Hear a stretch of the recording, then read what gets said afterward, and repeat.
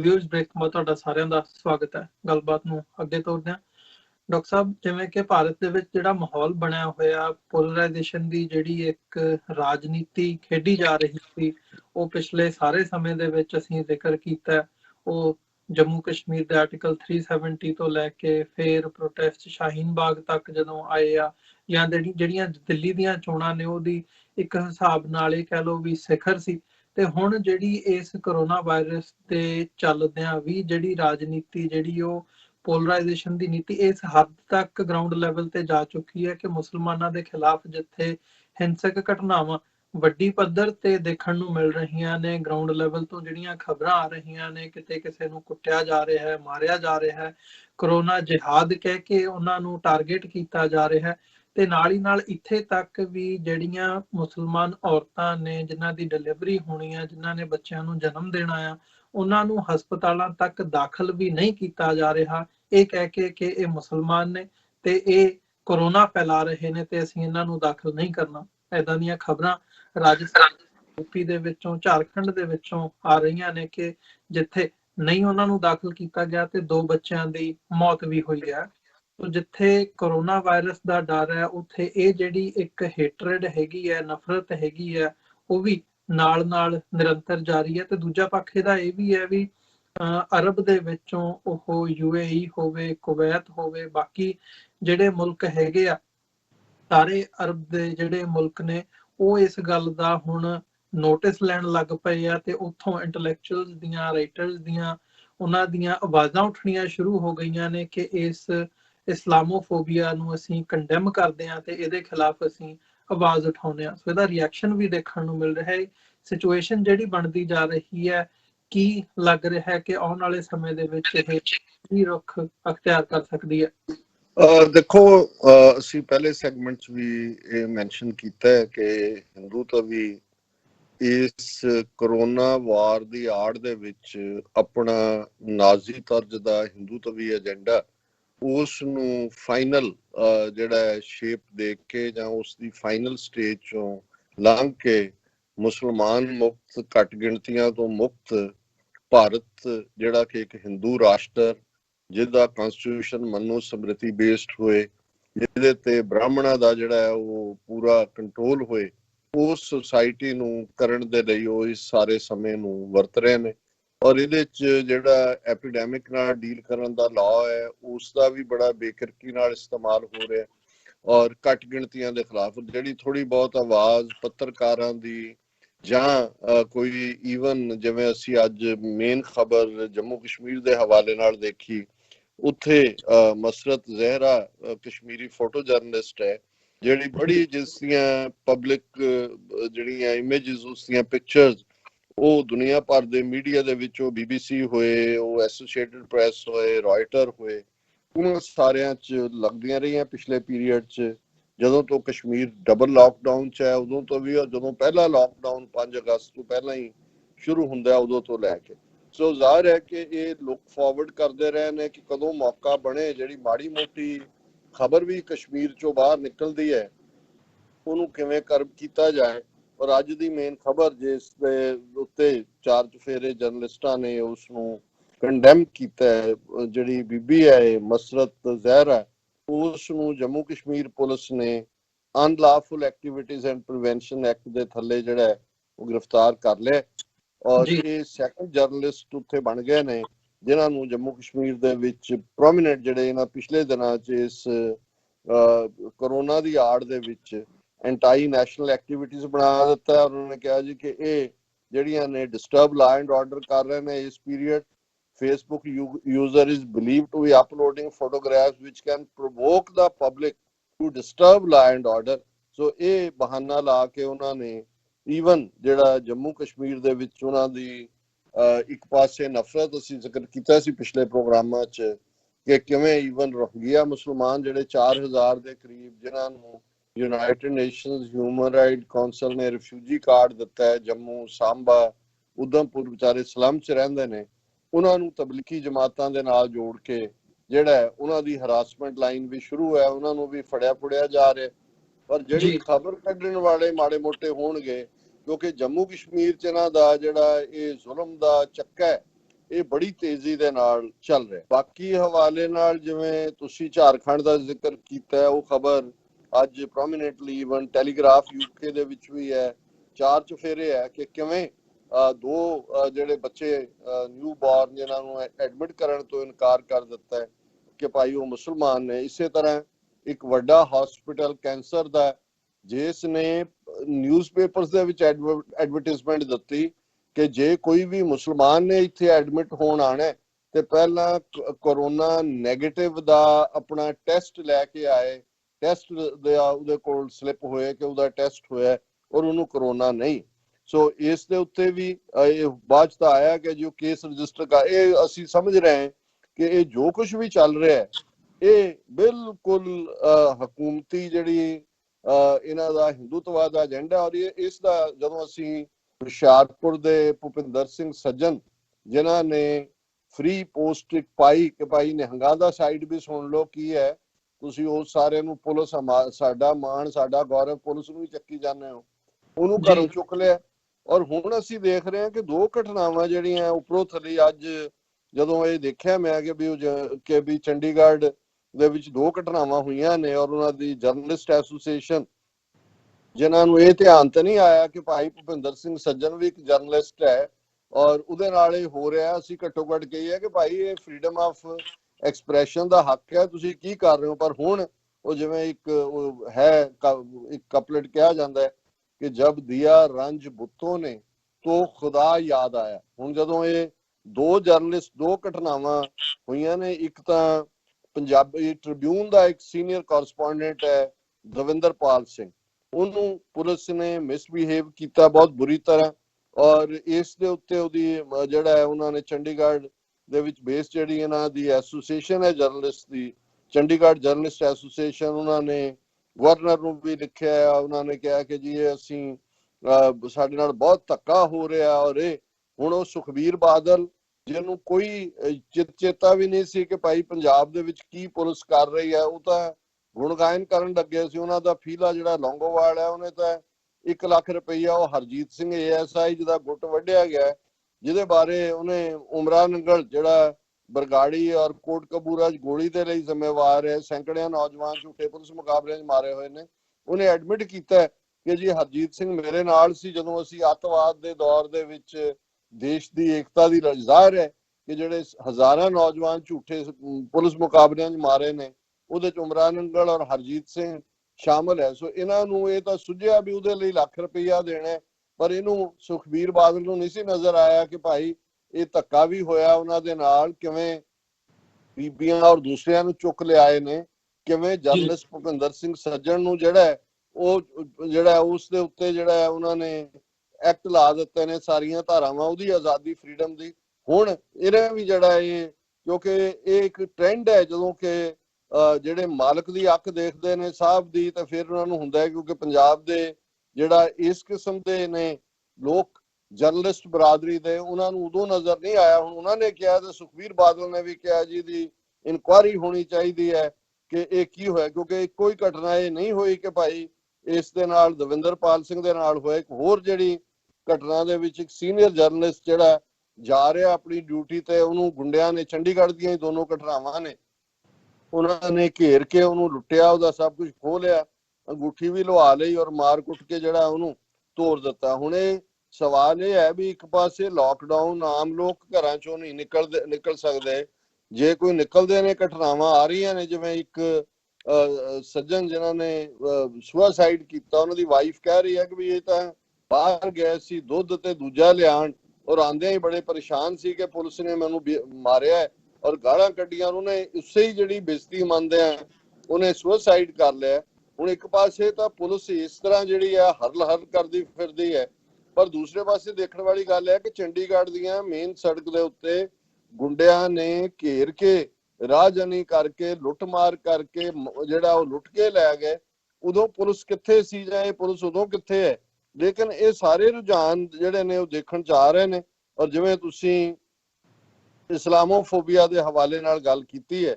ਇਹਦੇ ਚ ਚਲੋ ਇੰਨੀ ਕੁ ਮੈਂ ਕਹਿ ਸਕਦਾ ਕਿ ਵੀ ਇਹ ਇੱਕ ਤਸੱਲੀ ਦੀ ਗੱਲ ਹੈ ਕਿ ਹੁਣ ਮੁਸਲਮਾਨ ਦੇਸ਼ਾਂ ਜਿਨ੍ਹਾਂ ਬਾਰੇ ਅਕਸਰ ਸਾਡਾ ਕਹਿਣਾ ਸੀ ਕਿ ਭਾਈ ਇਹ 5-6 ਮਿਲੀਅਨ ਹਿੰਦੂ ਜਿਹੜੇ ਨੇ ਮਿਡਲ ਈਸਟ ਕੰਟਰੀ 'ਚ ਮੁਸਲਮਾਨ ਮੁਲਕਾਂ 'ਚ ਰਹਿੰਦੇ ਨੇ।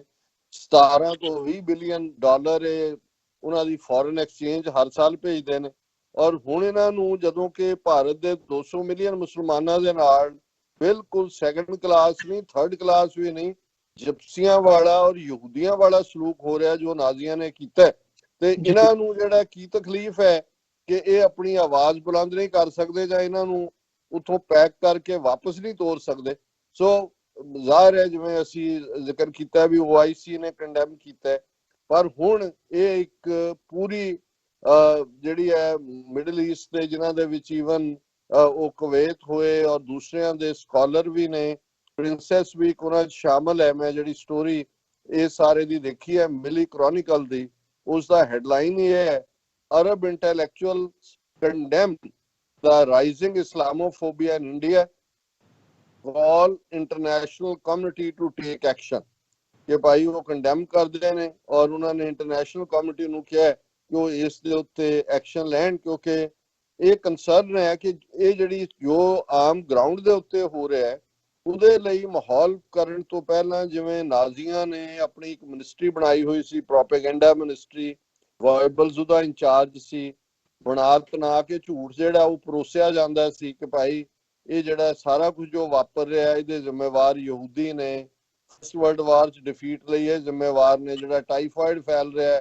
ਟਾਈਫਸ ਜਿਹੜਾ ਬੈਕਟੀਰੀਆ ਹੈ ਇਹਨਾਂ ਦਾ ਹੀ ਹੈ ਔਰ ਇਹਨਾਂ ਨੇ ਹੀ ਲਿਆਂਦਾ, ਇਹ ਜਾਣ ਬੁੱਝ ਕੇ ਕਰ ਰਹੇ ਨੇ। ਜਿਵੇਂ ਉਹਨੇ ਕਿਹਾ ਜਾ ਰਿਹਾ ਜੀ ਇਹ ਕਰੋਨਾ ਜਿਹਾਦ ਇਹਨਾਂ ਨੇ ਜਾਣ ਕੇ ਜਿਹੜਾ ਇਹ ਕਰ ਰਹੇ ਨੇ। ਸੋ ਪਹਿਲਾਂ ਇਹ ਪਰੋਸਿਆ ਜਾਂਦਾ ਹੈ ਜਿਸ ਢੰਗ 'ਚ ਉਹਨਾਂ ਦਾ mainstream media, social media ਕਰਦਾ ਹੈ ਪ੍ਰਚਾਰ। ਔਰ ਦੇਖੋ ਇਹਨਾਂ ਦੀ ਦਿਲਵਦੀ ਮੁਸਲਮਾਨ ਦੇਸ਼ਾਂ 'ਚ ਬੈਠੇ ਹੋਏ ਇਹਨਾਂ ਦੇ ਲੋਕ ਜਿਹੜੇ ਉੱਥੇ ਮਨੀ ਮਿੰਟ ਕਰ ਰਹੇ ਨੇ, ਬਣਾ ਰਹੇ ਨੇ, ਪੈਸਾ ਲੁੱਟ ਰਹੇ ਨੇ, ਉਹ ਵੀ ਆਪਣੀਆਂ ਪੋਸਟਾਂ ਦੇ ਉੱਤੇ ਜਿਹੜਾ ਇਸ ਕਿਸਮ ਦੀ ਨਫ਼ਰਤ ਫੈਲਾਉਂਦੇ ਨੇ। ਸੋ ਜ਼ਾਹਿਰ ਹੈ ਕਿ ਫਿਰ ਲੋਕਾਂ ਦੇ ਵਿੱਚ ਇਹ ਤਸੱਵਰ ਦਿੱਤਾ ਜਾਂਦਾ ਹੈ ਕਿ ਭਾਈ ਇਹ ਬਿਮਾਰੀ ਪੈਦਾ ਕਰਨ ਵਾਲੇ ਨੇ, ਇਹ ਸਾਰੀਆਂ ਸਾਡੀਆਂ ਬਿਮਾਰੀਆਂ ਬਾਕੀਆਂ ਦੇ ਵੀ ਜੜ ਇਹੀ ਨੇ ਔਰ ਇਹਨਾਂ ਦਾ ਸਫਾਇਆ ਕਰੋ। ਸੋ ਇਹ ਜਿਹੜੀ ਹੈ ਕਾਫੀ ਇਸ ਵੇਲੇ ਮੇਰੇ ਸਾਹਮਣੇ ਬਹੁਤ ਸਾਰੇ ਟਵੀਟ ਵੀ ਨੇ ਔਰ ਇਸ ਦੇ ਉੱਤੇ ਲਿਖਤਾਂ ਵੀ ਨੇ ਕਿ ਉਹਦੇ 'ਚ ਜਿਹੜੇ ਨੇ ਉਹਨਾਂ ਦੇ ਬੜੇ ਪ੍ਰੋਮੀਨੈਂਟ ਇੰਟੈਲੈਕਚੁਅਲ ਵੀ ਸ਼ਾਮਲ ਨੇ। ਔਰ ਇੱਕ ਨੇ ਕਿਹਾ ਕਿ ਇਨ 53 ਮੁਸਲਿਮ countries Indians where most of them are Hindu are treated with humanity and respect. How do Muslims are treated in India? Question mark। ਕਿ ਭਾਈ 53 ਮੁਸਲਮਾਨ ਦੇਸ਼ਾਂ 'ਚ ਬਹੁਤੇ ਹਿੰਦੂ ਰਹਿੰਦੇ ਨੇ, ਜੇ ਉੱਥੇ ਉਹਨਾਂ ਦੇ ਨਾਲ ਇੱਕ ਚੰਗਾ ਸਲੂਕ ਹੁੰਦਾ ਹੈ, ਉੱਥੋਂ ਕਮਾਈ ਕਰਦੇ ਨੇ, ਤੇ ਉਹ ਫਿਰ ਦੇਖਣਗੇ ਭਾਰਤ ਦੇ ਵਿੱਚ ਮੁਸਲਮਾਨਾਂ ਦੇ ਨਾਲ ਉਹ ਕੀ ਕਰ ਰਹੇ ਨੇ। ਔਰ ਇਸ ਦੇ ਉੱਤੇ even princess Hind Al Qasimi ਨੇ ਆਪਣਾ ਟਵੀਟ ਕੀਤਾ ਕਿ ਉਹਨਾਂ ਨੇ ਕਿਹਾ ਜੀ ਦਾ ruling family is friends with Indians but as a royal your rudeness is not welcome. All employees are paid to work.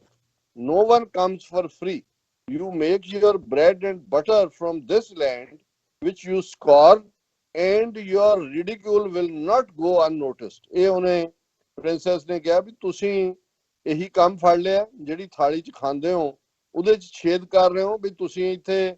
ਜਿਹੜਾ ਤੁਸੀਂ ਕਮਾਈ ਕਰਦੇ ਹੋ, ਆਪਣੇ ਬ੍ਰੈਡ ਬਟਰ ਤੁਹਾਡਾ ਰੋਟੀ ਦਾਲ ਫੁਲਕਾ ਇੱਥੋਂ ਚੱਲਦਾ ਹੈ ਔਰ ਉਸ ਧਰਤੀ ਦੇ ਉੱਤੇ ਤੁਸੀਂ ਉਹਨੂੰ ਵੀ ਮਾੜਾ ਕਹਿੰਦੇ ਹੋ ਔਰ ਤੁਸੀਂ ਰਿਡੀਕਿਊਲ ਕਰ ਰਹੇ ਹੋ ਉਸ ਧਰਤੀ ਨੂੰ ਔਰ ਇਸਲਾਮ ਨੂੰ। ਇਸੇ ਤਰ੍ਹਾਂ ਸੁਹੇਲ ਅਲ ਜ਼ਰੂਨੀ ਜਿਹੜੇ ਨੇ ਉਹਨਾਂ ਨੇ ਕਿਹਾ we have for the last many years hosted and interacted with many communities of various religious backgrounds and can never support any element which respects any sentiment of any religion। मैं समझदा भी इस सब दे बावजूद के हिंदू तवियां ने किस हद तक नफरत फैलाई हुई है, ये बड़ा कंट्रोल्ड रिएक्शन है इन्हां सारियां दा। और उहदे च उन्हां ने नाल दी नाल फिर जदों काफी तेज हुई है ट्विटर वॉर भी और दूजे दी भी, और इस सारे चों हुण even United Nations human right council दे लई जनेवा च काम करन वाले ਜਿਹੜੇ ਨੇ ਇੱਕ ਮਿਸਟਰ M.L. ਸਕਰੀਕਾ, ਉਹਨਾਂ ਨੇ ਕਿਹਾ I'll adopt the cause of Muslims in India at the United Nations। ਔਰ ਨਾਲ ਹੀ ਉਹਨਾਂ ਨੇ ਕਿਹਾ ਕਿ I invite all lawyers and human rights activists to join with us to remove the injustice of the poor in India by extremists that are those who are the conductor of the case to the criminal court so that every criminal is held accountable। ਸੋ ਚਲੋ ਚੰਗੀ ਗੱਲ ਹੈ ਜੇ ਇਸ ਕਿਸਮ ਦੀ ਕੋਈ ਜਾਗ੍ਰਿਤੀ ਆਂਦੀ ਹੈ, ਪਰ ਕੁੱਲ ਮਿਲਾ ਕੇ ਮੈਂ ਸਮਝਦਾ ਵੀ ਜੇ ਇਹਨਾਂ ਮਿਡਲ ਈਸਟ ਦੇ ਔਰ ਖਾਸ ਤੌਰ ਤੇ ਸਾਊਦੀ ਅਰੇਬੀਆ, UAE ਜਾਂ ਇਹ ਦੁਬਈ ਔਰ ਕੁਵੈਤ ਔਰ ਇਹ ਸਾਰੇ ਇਹਨਾਂ ਨੂੰ ਸਿਰ ਤੇ ਚੜਾਉਣਾ ਨਾ ਹੁੰਦਾ, ਮੋਦੀ ਨੂੰ ਸੱਦ ਕੇ ਹਾਈਐਸਟ ਅਵਾਰਡ ਦੇਣਾ। ਕਸ਼ਮੀਰ ਦੇ ਵਿੱਚ ਜਦੋਂ ਇਹਨਾਂ ਨੇ ਜ਼ੁਲਮ ਦੀ ਹਨੇਰੀ ਝੁਲਾਈ, ਲਾਕਡਾਊਨ ਕਰਕੇ ਉਹਨਾਂ ਦੀ ਬੇਸਿਕ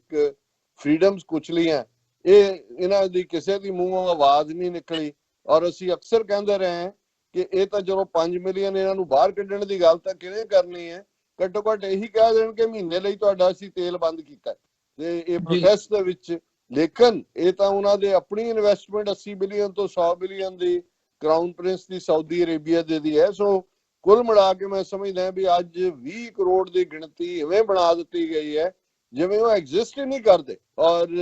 ਇਹਦੇ 'ਚ ਕੋਈ ਸ਼ੱਕ ਨਹੀਂ ਹੈ ਕਿ ਉਹਨਾਂ ਨੇ ਇਸ ਸਾਰੇ ਪੀਰੀਅਡ 'ਚ 72 ਸਾਲ 'ਚ ਆਪਣੇ ਆਪ ਨੂੰ ਤਿਰੰਗੇ 'ਚ ਲਪੇਟ ਕੇ ਰੱਖਿਆ।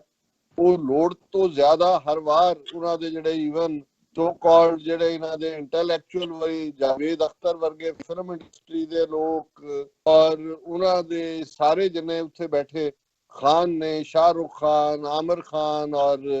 ਇਹ ਜਿੰਨੇ ਵੀ ਦੂਸਰੇ ਨੇ, ਇਹ ਸਾਰੇ ਵੀ ਆਪਣੇ ਆਪ ਨੂੰ ਟਿੱਕੇ ਵੀ ਲਾਏ ਹੋਏ ਨੇ। ਘਰਾਂ 'ਚ ਵੀ ਹਿੰਦੂ ਲੜਕੀਆਂ ਜਿਹੜੀਆਂ ਨੇ ਉਹ ਪੂਜਾ ਕਰਦੀਆਂ ਇਹਨਾਂ ਦੇ, ਜਿਨ੍ਹਾਂ ਨੂੰ ਵਿਆਹ ਕੇ ਲਿਆਏ ਹੋਏ ਨੇ। ਲੇਕਿਨ ਇਹ ਸਭ ਵੀ ਜਿਹੜਾ ਇਹ ਕਾਫੀ ਨਹੀਂ ਹੈ ਉਹਨਾਂ ਨੂੰ ਸਾਬਤ ਕਰਨ ਦੇ ਲਈ। ਔਰ ਇਹੀ ਗੱਲ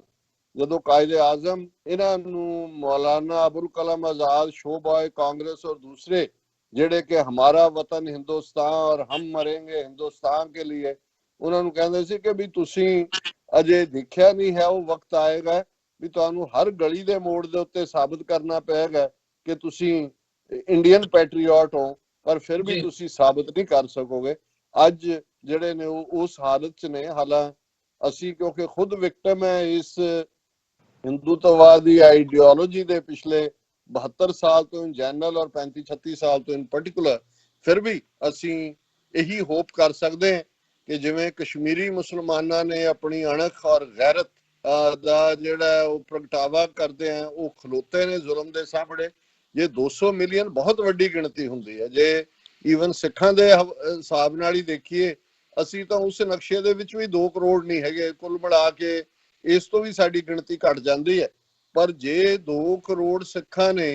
ਇਹਨਾਂ ਦੀਆਂ ਅੱਖਾਂ 'ਚ ਅੱਖਾਂ ਪਾ ਕੇ ਇਹਨਾਂ ਦੀ ਪ੍ਰਾਈਮ ਮਿਨਿਸਟਰ ਥੱਲੇ ਸੁੱਟੀ, ਫੌਜੀ ਚੀਫ ਥੱਲੇ ਸੁੱਟਿਆ, ਅੱਜ ਵੀ ਜੇ ਕੋਈ ਮਾੜੀ ਜਿਹੀ ਘਟਨਾ ਹੁੰਦੀ ਹੈ ਤੇ ਸਿੱਖ ਜਿਹੜੇ ਨੇ ਉਹ ਖਲੋਂਦੇ ਨੇ ਛਾਤੀ ਤਾਣ ਕੇ। ਤੇ ਜੇ ਇਹਨਾਂ ਨੂੰ ਇਹਨਾਂ 2 ਕਰੋੜ ਸਿੱਖਾਂ ਤੋਂ ਜ਼ਿਆਦਾ ਡਰ ਲੱਗਦਾ ਹੈ 20 ਕਰੋੜ ਦੂਸਰਿਆਂ ਨਾਲੋਂ, ਇਸ ਲਈ ਕਿਉਂਕਿ ਇਹ ਜਿਹੜੀ ਤੁਹਾਡੀ ਅਣਖ ਔਰ ਗੈਰਤ ਹੈ, ਇਸ ਤੋਂ ਬਿਨਾਂ ਤੁਹਾਨੂੰ ਕਿਤੇ ਨਾ ਆਦਰ ਮਿਲਦਾ ਹੈ, ਨਾ ਰੈਕਗਨੀਸ਼ਨ ਮਿਲਦੀ ਹੈ, ਨਾ ਤੁਹਾਡਾ ਪ੍ਰਾਈਡ ਰਹਿੰਦਾ ਹੈ। ਸੋ ਮੈਂ ਸਮਝਦਾ ਹਾਂ ਵੀ ਸ਼ਾਇਦ ਇਸ ਸਾਰੇ ਚੋਂ ਅਲਟੀਮੇਟਲੀ ਇਹ ਜਿਹੜਾ 20 ਕਰੋੜ ਮੁਸਲਮਾਨ ਭਾਰਤ ਦੇ ਨਕਸ਼ੇ 'ਚ ਜਿਹਨੇ ਆਪਣੀ ਇਹ ਮੰਨ ਲਿਆ ਸੀ ਕਿ ਫੇਟ ਅਕੰਪਲੀ ਹੈ ਸਾਡੇ ਨਾਲ ਆ ਹੋਣਾ ਹੀ ਆ ਦੂਸਰੇ ਕਲਾਸ ਸਿਟੀਜ਼ਨ ਵਾਲਾ ਸਲੂਕ, ਪਹਿਲਾਂ ਹੀ ਉਹ ਜਰ ਰਹੇ ਸੀ ਨਾ 70-72 ਸਾਲਾਂ ਤੋਂ। ਪਰ ਹੁਣ ਤਾਂ ਸ਼ਾਇਦ ਉਹਨਾਂ ਨੂੰ ਇਹ ਨਜ਼ਰ ਆ ਗਿਆ ਕਿ ਭਾਈ ਉਹ CAA ਹੋਏ ਔਰ ਦੂਸਰੇ ਕਾਨੂੰਨ, ਇਹਨਾਂ ਦੇ ਥੱਲੇ ਇਹਨਾਂ ਨੇ ਸਾਨੂੰ ਜਿਹੜੇ ਘਰ ਅਸੀਂ ਟੁੱਟੀਆਂ ਝੋਪੜੀਆਂ ਹੀ ਭਾਵੇਂ ਬਣਾਈਆਂ ਹੋਈਆਂ, ਇਹਨਾਂ 'ਚ ਵੀ ਨਹੀਂ ਰਹਿਣ ਦੇਣਾ। ਔਰ ਸਾਡੇ ਨਾਲ ਜੋ ਹੋ ਰਿਹਾ, ਜੇ ਇਹ ਗੱਲ ਉਹਨਾਂ ਨੂੰ ਸਮਝ ਆ ਜਾਏ ਕਿ ਇਸ ਤੋਂ ਵੀ ਬਦਤਰ ਹੋਏਗਾ, ਫਿਰ ਸ਼ਾਇਦ ਜੇ ਉਹ ਖਲੋ ਜਾਣ, ਜੇ 20 ਕਰੋੜ ਲੋਕ ਖਲੋ ਜਾਂਦੇ ਨੇ ਤੇ ਫਿਰ ਜਿਹੜਾ ਇਸ ਕਿਸਮ ਦਾ ਸਲੂਕ ਤਾਂ ਦੂਰ ਦੀ ਗੱਲ, ਫਿਰ ਉਸ ਮੁਲਕ ਦੇ ਵਿੱਚ ਆਪਣਾ ਖਿੱਤਾ ਲੈ ਕੇ ਆਜ਼ਾਦੀ ਦੇ ਨਾਲ ਜਿਉ ਸਕਦੇ ਨੇ। ਇਹੀ ਅਲਟੀਮੇਟਲੀ ਸੋਲੂਸ਼ਨ ਹੋਏਗਾ ਕਸ਼ਮੀਰ ਦੀ ਆਜ਼ਾਦੀ, ਖਾਲਿਸਤਾਨ ਦੀ ਆਜ਼ਾਦੀ, 200 ਮਿਲੀਅਨ ਮੁਸਲਮਾਨਾਂ ਦੀ ਆਜ਼ਾਦੀ, ਇਹਨਾਂ ਬ੍ਰਾਹਮਣਵਾਦੀਆਂ ਤੋਂ ਜ਼ਾਹਰਾ ਤੌਰ ਤੇ ਦਲਿਤ ਜਿਹੜਾ ਇੱਕ ਵੱਡਾ ਸਾਡਾ ਉਹ ਕੱਲਾ ਹੀ ਨਹੀਂ ਹੈ ਕਿ ਬਈ ਉਹਨਾਂ ਦੇ ਨਾਲ ਸਦੀਆਂ ਤੋਂ ਜਾਂ ਮਿਲੇਨੀਅਮ ਤੋਂ ਜ਼ੁਲਮ ਹੋ ਰਹੇ ਨੇ। ਅੱਜ ਵੀ ਇਸ ਕਰੋਨਾ ਵਾਇਰਸ ਦੀ ਆੜ ਦੇ ਵਿੱਚ ਮੁਸਲਮਾਨਾਂ ਤੋਂ ਬਾਅਦ ਦਲਿਤ ਵੀ ਉਸੇ ਤਰ੍ਹਾਂ ਹੀ ਇਹਨਾਂ ਦੇ ਨਿਸ਼ਾਨੇ ਤੇ ਨੇ। ਜਿਵੇਂ ਬਦਨਾਮ ਕਰਨ ਦੇ ਲਈ ਸਿੱਖਾਂ ਨੂੰ ਤਬਲੀਗੀ ਜਮਾਤ ਔਰ ਪੰਜਾਬ ਦੇ ਵਿੱਚ ਡਾਇਸਪੋਰਾ ਸਿੱਖਾਂ ਨੂੰ ਬਦਨਾਮ ਕਰਨ ਦੇ ਲਈ ਇਹ ਸਾਰਾ ਵਰਤਾਰਾ ਇਹਨਾਂ ਦਾ ਹੈ। ਸੋ ਇਹ ਸਾਰਾ ਜਿਹੜਾ ਇਹ ਹੁਣ ਘੱਟੋ ਘੱਟ ਸਾਹਮਣੇ ਆ ਗਿਆ ਤੇ ਅਸੀਂ ਘੱਟੋ ਘੱਟ ਸਾਰੇ ਇੱਕ ਪਲੇਟਫਾਰਮ ਦੇ ਉੱਤੇ ਆਈਏ, ਇੱਕ ਯਕਜ਼ਦੀ ਦੇ ਨਾਲ ਇਸ ਬ੍ਰਾਹਮਣਵਾਦ ਦੇ ਦੈਂਤ ਦਾ ਸਿਰ ਭੰਨੀਏ ਔਰ ਉਸ ਖਿੱਤੇ ਨੂੰ ਇਹਨਾਂ ਦੀ ਇਸ ਨਫ਼ਰਤ ਭਰੀ ਜਿਹੜੀ ਆਈਡੀਓਲੋਜੀ ਹੈ ਹਿੰਦੂਤਵਾਦ ਦੀ, ਨਾਜ਼ੀਆਂ ਵਰਗੀ, ਉਸ ਖਿੱਤੇ ਨੂੰ ਇਸ ਤੋਂ ਆਜ਼ਾਦ ਕਰਵਾਈਏ। ਜੀ ਡਾਕਟਰ ਸਾਹਿਬ, ਬਿਲਕੁਲ। ਸੋ ਜਿਹੜੇ ਦਰਸ਼ਕ ਸਾਡੇ ਨਾਲ ਇਸ ਵਕਤ ਜੁੜੇ ਹੋਏ ਨੇ, ਅਸੀਂ ਅਗਲੇ ਸੈਗਮੈਂਟ ਦੇ ਵਿੱਚ ਫੇਕ ਨਿਊਜ਼ ਦੇ ਹਵਾਲੇ ਨਾਲ ਗੱਲ ਕਰਾਂਗੇ। ਖਾਸ ਤੌਰ ਤੇ ਇੱਕ ਕਰਤਾਰਪੁਰ ਸਾਹਿਬ ਤੋਂ ਜਿਹੜੀ ਆਈ ਹੈਗੀ ਹੈ ਖਬਰ ਕਿ ਉੱਥੋਂ ਦੇ ਜਿਹੜੇ ਗੁੰਬਦ ਉਹ ਨੁਕਸਾਨੇ ਗਏ ਨੇ, ਉਹਨੂੰ ਕਿਵੇਂ ਜਿਹੜਾ ਮੀਡੀਆ ਹੈ ਖਾਸ ਤੌਰ ਤੇ ਭਾਰਤ ਦੇ ਵਿੱਚ ਉਸ ਵੱਲੋਂ ਪੇਸ਼ ਕੀਤਾ ਗਿਆ ਇੱਕ ਫੇਕ ਨਿਊਜ਼ ਦੇ ਤੌਰ ਤੇ ਵੱਡੀ ਖਬਰ ਬਣਾ ਕੇ। ਤੇ ਇੱਕ ਹੋਰ ਪੰਜਾਬ ਦੇ ਵਿੱਚੋਂ ਖਬਰ ਆਈ ਸੀ ਕਿ ਉੱਥੇ ਗੁਰਦੁਆਰਾ ਸਾਹਿਬਾਨਾਂ ਦੇ ਵਿੱਚੋਂ ਅਨਾਉਂਸਮੈਂਟ ਹੋਈ ਹੈ ਕਿ ਗੁੱਜਰਾਂ ਤੋਂ ਜਿਹੜਾ ਦੁੱਧ ਜਾਂ ਹੋਰ ਜਿਹੜਾ ਸਮਾਨ ਹੈਗਾ ਉਹਨਾਂ ਕੋਲੋਂ ਨਾ ਲਿਆ ਜਾਵੇ। ਸੋ ਇਹਨਾਂ ਦੋਵਾਂ ਖਬਰਾਂ ਦੇ ਉੱਤੇ ਵਿਚਾਰ ਚਰਚਾ ਕਰਾਂਗੇ, ਜਿਹੜੀਆਂ ਇਹ ਜਾਲੀ ਖਬਰਾਂ ਜਾਂ ਫੇਕ ਨਿਊਜ਼ ਦੇ ਥੱਲੇ ਜਿਹੜਾ ਇੱਕ ਪ੍ਰੋਪੇਗੈਂਡਾ ਚੱਲਦਾ ਹੈ। ਸੋ ਇਹਨਾਂ ਹੀ ਸ਼ਬਦਾਂ ਦੇ ਨਾਲ ਇਜਾਜ਼ਤ ਚਾਹਾਂਗੇ। ਇੱਥੇ ਇੱਕ ਛੋਟੇ ਜਿਹੇ ਬ੍ਰੇਕ ਤੋਂ ਬਾਅਦ ਅਗਲੇ ਸੈਗਮੈਂਟ ਦੇ ਵਿੱਚ ਦੁਬਾਰਾ ਮੁਲਾਕਾਤ ਹੁੰਦੀ ਹੈ।